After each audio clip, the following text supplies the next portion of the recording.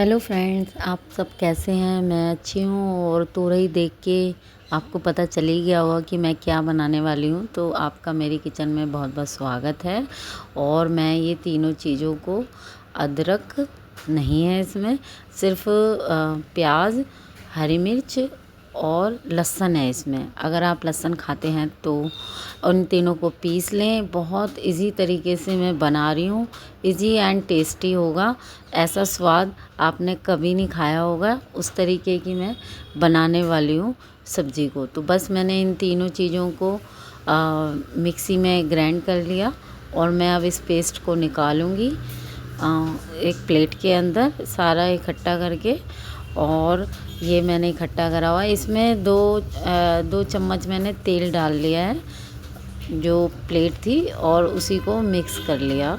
सारे मसाले को आप डाल भी सकते हैं, नहीं भी डाल सकते तेल, वो आपकी इच्छा है। आप डालना चाहते हैं तो डाल सकते हैं।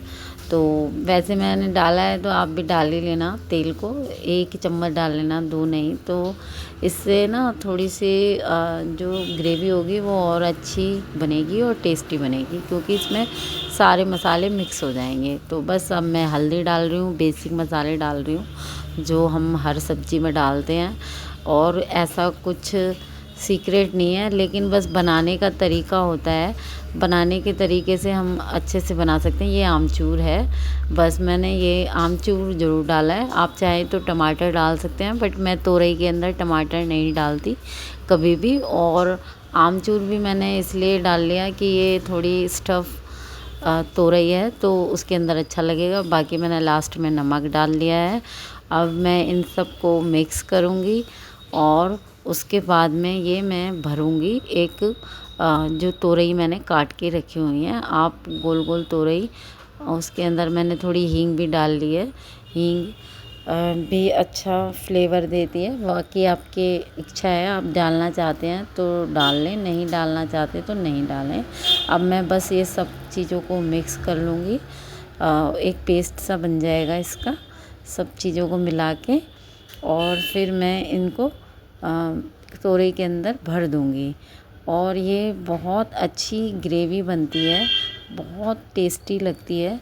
और आप एक बारी बना के ज़रूर देखें। इससे ना बहुत, मतलब मेरे को भी डिफरेंट टेस्ट नज़र आता है नॉर्मल तोरई से। ये ज़्यादा अच्छी लगी, बच्चों को भी पसंद आती है इजीली। तो मैं बस अब इसमें फिलिंग भर रही हूँ तोरई के अंदर, और ये सब मैं इसके अंदर फिलिंग सब में भर लूँगी और फिर हम बना लेंगे झटपट। ज़्यादा डिफ़िकल्ट नहीं है ये बनानी, बस थोड़ा सा इनको पीसना पड़ता है मिक्सी के अंदर, और बाकी ये सब भर लो। और हम काटते तो हैं ही, बस ये सारी तोरई काट ली थी। ये एक्चुअली थोड़ी बड़ी बड़ी तोरई आई थी, लंबी लंबी थी। तो मैंने कहा चलो आज इस तरीके की तोरई बनाती हूँ और बच्चों को खिलाती हूँ, देखते हैं कैसा रिस्पॉन्ड रहेगा बच्चों को। बाकी बच्चों को अच्छी लगी थी, बच्चों ने खा ली थी और हस्बैंड को भी पसंद आई थी, मैंने भी। और सारी की सारी ख़त्म हो गई थी सब्ज़ी। ये लगा लो तोरई की सब्ज़ी अगर आप थोड़ी भी बनाते हो वो बच ही जाती है। तो ये सब मैंने भर ली स्टफ़। और इधर ये तेल था कल का जो मैंने ब्रेड पकोड़े बनाए थे तो उसी का रह गया था। अब इसमें मैंने जीरा डाल लिया और हल्दी डाल ली। इसके बाद मैं मिर्च डाल दूँगी और फिर ये सारी चीज़ें, सारी तोरई को मैं इसके अंदर डाल दूँगी। तेल आपने ज़्यादा एक्स्ट्रा नहीं डालना है, जितना नॉर्मल सब्जियों के लिए आप डालते हैं उतना ही डालें। बस आपको ढक के स्टीम करके पकाना है, कम गैस पे पकाना है। और दूसरा इसके अंदर मतलब टाइम लगता है पकने में, थोड़ा कम गैस पे ही बनानी पड़ती है, लेकिन बनती बहुत अच्छी है। और पानी मैंने एक बूंद भी नहीं डाला इसके अंदर, और क्योंकि नेचुरली इसके अंदर पानी होता है तोरई के अंदर, तो पानी डालने की तो ज़रा सी भी ज़रूरत नहीं होती। बस मैं फिर इसके बाद ढक देती हूँ, और ढकने के बाद में हर 5 मिनट में देखना है। कि कैसी बनी है सब्ज़ी कैसी नहीं, मतलब जल तो नहीं रही क्योंकि आपने पानी तो डाला नहीं है।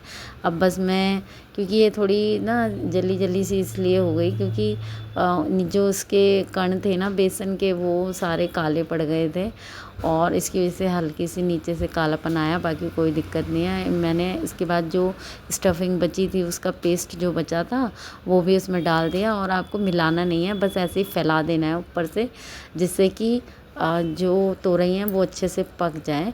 और फिर बस इसके बाद मैं दोबारा देख रही हूँ दूसरे 5 मिनट में कि कैसी बनी है। देखो पानी भी ऑलरेडी आ गया है इसमें और मैंने पानी का एक बूंद नहीं डाला और बस इसी तरीके से कम गैस पे बनाएं। और देखो कितनी अच्छी बनी थी ना, सच बताऊँ ना मेरा मतलब ख़त्म हो गई थी ये लगा लो, मुझे ज़्यादा मिली भी नहीं।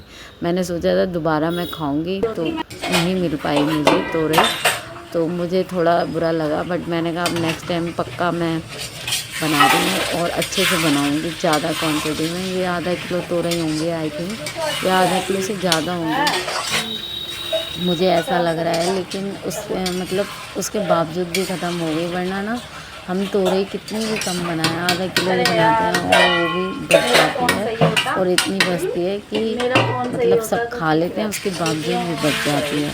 तो देखो ये अब बन गई है ऑलमोस्ट। और इसके बाद में मैं इसके अंदर चेक कर रही हूँ कि ये बनी है कि नहीं। तोरई को ऐसे चमचे से कि जो करछी है कि हाँ भी बनी कि नहीं बनी, और फिर इसे और थोड़ा सा मैं पकने देती हूँ। और इधर से मैं रोटियां बना रही हूँ जल्दी से कि फटाफट रोटी बन जाए। और ये देखो ऑलमोस्ट तोरई बन चुकी है। और फिर मैंने इसके अंदर लास्ट में गरम मसाला डाला है और धनिया डाला है। धनिया आपका इच्छा है, बाकी इसके अंदर तो बहुत अच्छा लगा था। जो मैं नॉर्मल तरी वाली सब्ज़ी डालती हूँ उसमें नहीं धनिया डालती मैं इसके अंदर मैंने धनिया डाला था, तो इसमें तो अच्छा लगा था और पता भी नहीं चला कि मतलब टेस्ट का कि ऐसे कुछ लग रहा है।